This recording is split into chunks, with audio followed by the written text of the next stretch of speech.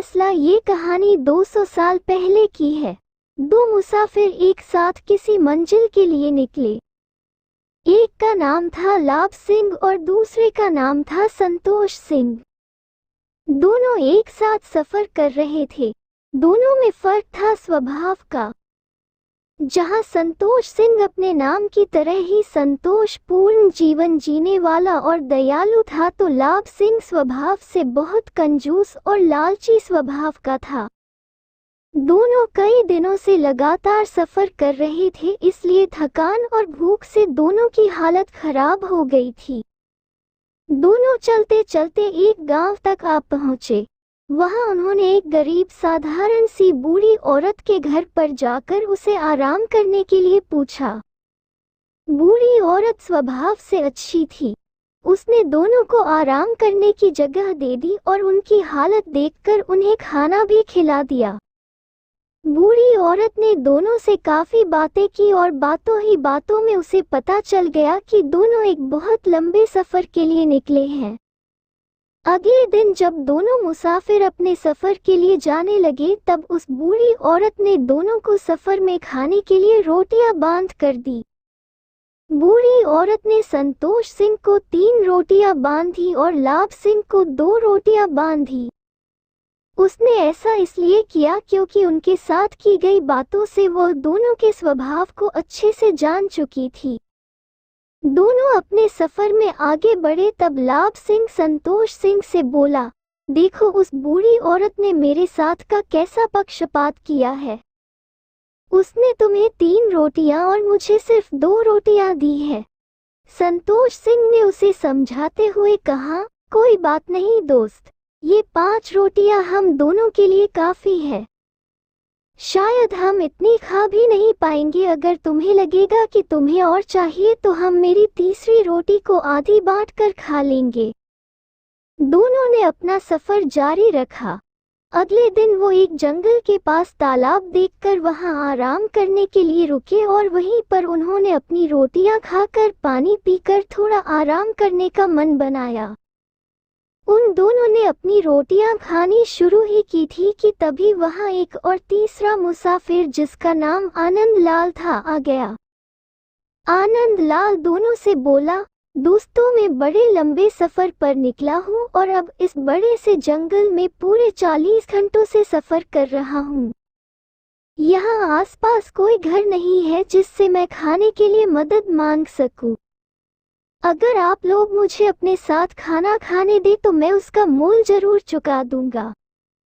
लाभ सिंह तो चुप था, लेकिन संतोष सिंह उससे बोला, कोई बात नहीं, आओ तुम भी हमारे साथ खा लो। हमारे पास कुल 5 रोटियां हैं और इन 5 रोटियों में हम तीनों का पेट अच्छे से भर जाएगा। संतोष सिंह ने कहा ही था कि आनंद लाल तुरंत उनके साथ रोटियां खाने के लिए बैठ गया।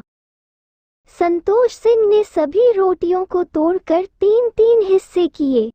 इस तरह सभी 5 रोटियों के 15 हिस्से हो गए और सभी ने 5-5 बांट कर खा ली।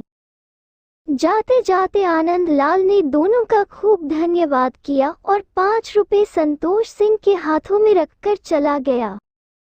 आनंद लाल के जाने के बाद संतोष सिंह ने उन 5 रुपयों में से 3 रुपए खुद रखे और 2 रुपए लाभ सिंह को दिए।